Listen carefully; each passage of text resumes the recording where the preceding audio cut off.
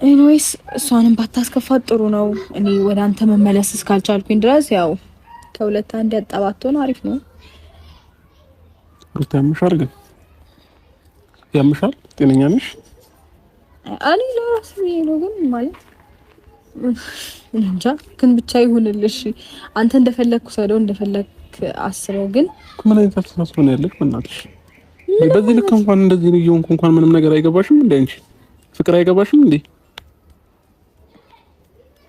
እንዴ ይኸውልህ ማለት ሩታ እኔ ዝም ስለምል ነው እንዴ? ስለማልናገርሽ ነው አይደለም ስለማልናገርሽ ነው። አንተ እኮ መናገር አይጠበቅብህም። ምን ማለት ነው ታዲያ? ከሁለት እኔ አይ ምን ለማለት ፈልግሽ ነው? መናገር አይጠበቅብህም።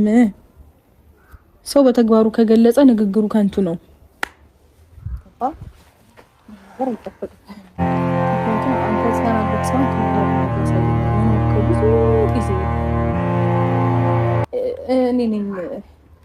ዝም ብዬ እየተናገርኩኝ ተናጋሪ እንደዚህ ናት ለመባል ይበቃሁት። እኔ ተናጋሪ እኮ እንደዚህ አትሆኚ። በቃ ተይ። ግን እኔ መናገርም እኮ ማንነቴ አይደለም። በፍቅር ለመጣብኝ ፍቅር ነኝ። ተሰብስበን ተጫውተን ብዙ ታይም ያሳለፍን በጣም ብዙ ጓደኞች ምናምን አሉን። ከነሱ ጋር በፍቅር ማሳለፍ አይነት ሰው ነኝ። ተናጋሪ ያደረገኝ ያንተ ስራ ነው፣ የኔ ማንነት አይደለም። እሺ በቃ ያው ዛሬ እኮ ሁሉ ነገር እንተው ተባባልን አይደል እንዴ ሩታ? በቃ ጨረስን እኮ ከዚህ ጋር ያለውን ነገር ጨረስን እኮ። ወደማልተወው ወደማልቀይረው ወደማልሰርዘው ውሳኔ ላይ ደርሻለሁ። ይሄንን ነገር ደግሞ ከወሰንኩኝ ብዙ ጊዜያቶች ተቆጥረዋል። ምናልባት ማለት አንተ እኔ ጋር በምትመጣበት ጊዜ ልጅህን ለማየት በምትመጣበት ጊዜ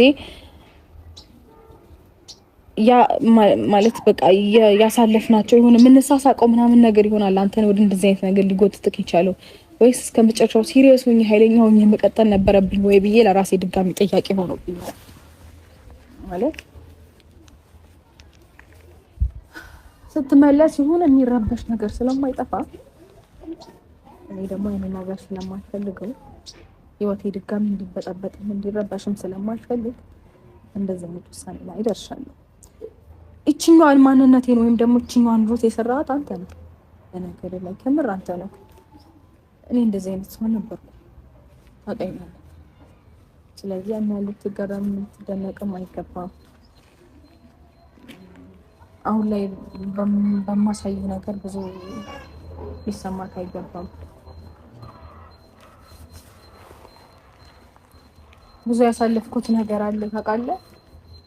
በጣም ብዙ መሸከም ከምችለው በላይ ሄርሜላን እኮ እዚህ ግቢ ዛሬ የጠራኋት እኔና አንቺ ሰላም እንድናወርድና በቃ ለመጨረሻ ጊዜ ሁሉ ነገር እንዲስተካከል ነው።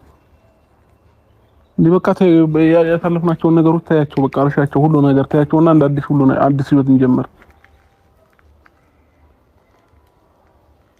አልችልም፣ ከብደኛል። እኔ ሩታ አይከብድሽም? አውቀሽ ካልሆነ በስተቀር አይከብድሽም? ቀላል ነው። በፍጹም አይደለም። ምን ችግር አለው አሁን ሩታ?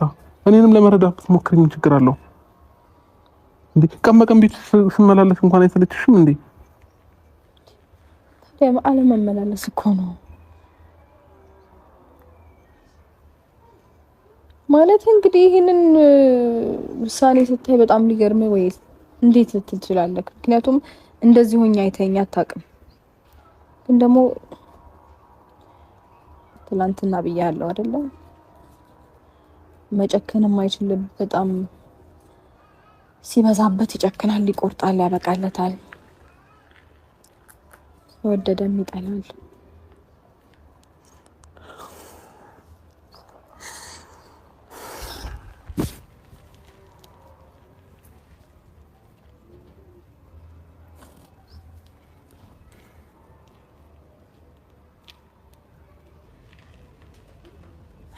ይቅርታ ማለት እንደዚህ ባይሆን ጥሩ ነበር። ግን ማለት አንተም ከሄርሜላም ጋር ያለት ነገር አይ ቲንክ ጥሩ ነው መሰለኝ። እሷም ለአንተ ያላት ነገር ጥሩ ነው። እንዲሁም ደግሞ አንተም ለእኔ ያለሽ ነገር ጥሩ ነው፣ መልካም ሰው ነሽ እያልካት ነበረ። ስለዚህ ማለት መጥፎ ነገር የተፈጠረው አይ ቲንክ ዛሬ በእኔ ፊት ይመስለኛል። እንደዚህ አይነት ነገር የተነጋገራችሁት ከኔ በፊት እሷም እንደዚህ ብለኸኛል፣ አልፈልግም እኮ ብለኸኛል፣ ገፍተኛል፣ ግን ተመልሰን አንድ ሆነናል ካለች ከአንዴም ሶስት ይሄ ነገር ከተደገመ ጥሩ ነገር አለ ማለት ነው።